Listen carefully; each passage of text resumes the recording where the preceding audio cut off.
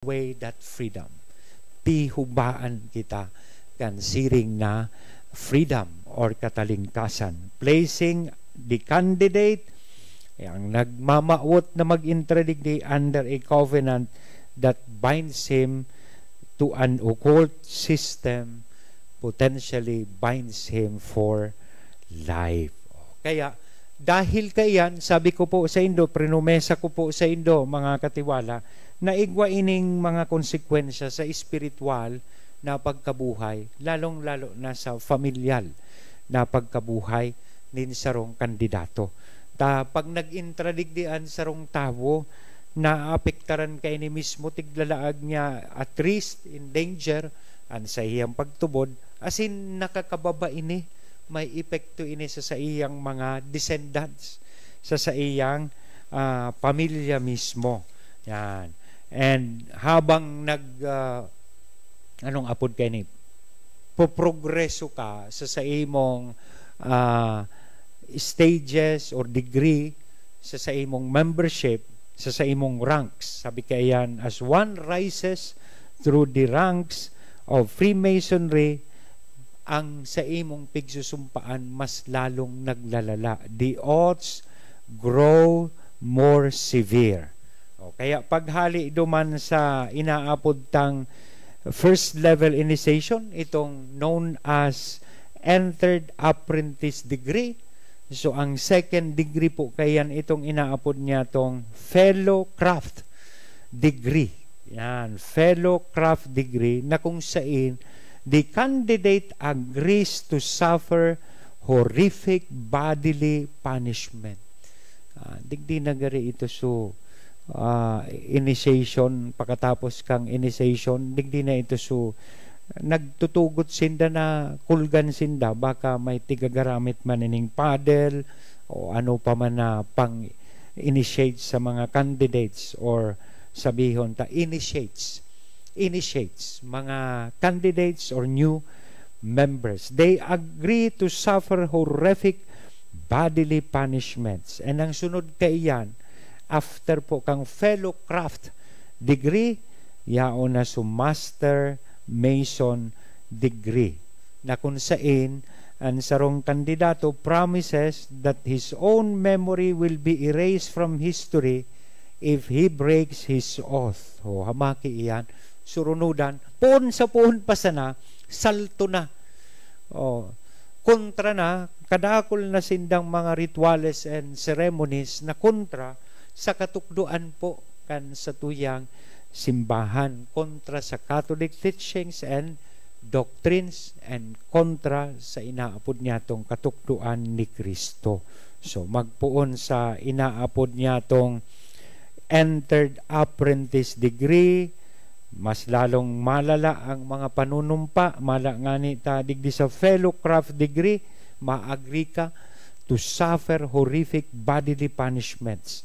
Then lalo digdi sa Master Mason degree, pangtulong degree, the candidate promises that his own memory will be erased from history if he breaks his oath. Paano yan gigibuhon? Bubaraon sa imong memorya.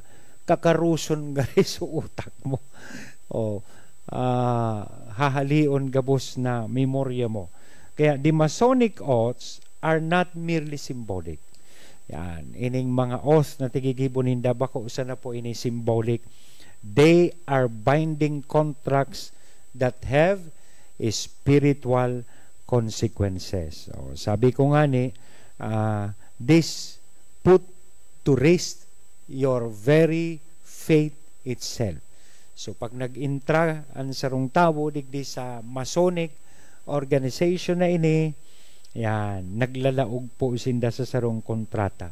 And dahil kayan, nagkakaigwa ini spiritual consequences. The prayers and rituals are intended to forge a spiritual bond with the Masonic order, often at the expense of candidates' Christian faith. So, igwamanin mga prayers, igwamanin mga rituals ng intensyon tanganing mas maestablisar and sa iyang relasyon digdi sa Masonic order. And often,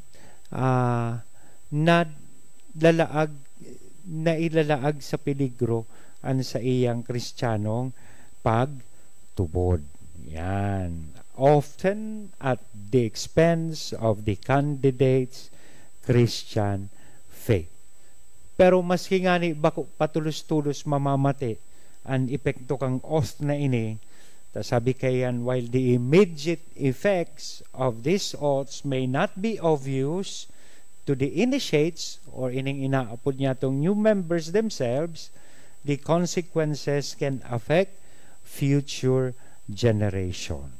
Yan. Iyo iniso pinagsasabi ko na sabi ko ining pag-intra mo digdi bako sa nang you put in risk sa imong Kristiyanong pagtubod, kundi ini mismo madara nin konsekwensya sa imo mismong mga kapamilya, sa imong mga descendants. Sabi ka iyan, the consequences can affect future generations. The covenantal rights granted to Freemasonry through these oaths can manifest in the lives of members' descendants. So, pwedeng daitulos maririparo, daitulos mahihiling, pero ining mga oaths na tigigibo within the rites and ceremonies can admission digdi sa Masonic organizations, magkakaigwa ini nin epekto sa buhay kan sa imong mga descendants, sa imong familia. The effects may not be immediately evident, but can unfold over time, potentially leading to spiritual turmoil, generational curses, and even physical harm. So, pag-isip-isipan ta po ini, mga naghahapot sa tuya, ano daw ngaya, Father, pwedeng mag-intra kami, lay minister ako sa parokya, pero gusto kong mag-intradigdi sa mga Masonic Lodge na ini, Masonic organizations. Pwede ba kami? Pera ng beses na pinag-ulit-ulit ko po sa Indo, mismong ang Vatican, at sa tuyang Santo Papa Claradong sinasabi that we are forbidden to become members, to join these Masonic organizations. Dahil nga ni kan, posibleng maging epekto po kaini sa satuyang pagtubod, sa satuyang buhay bilang mga Kristiyano. And what is more alarming, iyo po ining potential spiritual turmoil that we can experience, generational curses, pasapasang sumpa, sabi nga ni kaiyan, and even physical harm. This is a sobering thought for any Christian contemplating membership in Freemasonry. Alarming na maray ini. Kaya paghurup-hurupan ta, sabi ko nga ni kayan ta, our bodies are temples of the Holy Spirit. Tinutok doon sa tuya mismong yaon sa 1 Corinthians chapter 6 verse 19, si San Pablo nagtutukdo sa to, nagpapagirumdum sa to, that we are called to honor God with our bodies. We are called to honor God with our bodies. And to take this Masonic oath is to invite spiritual danger. So, mga katiwala, tandaan ta po yan.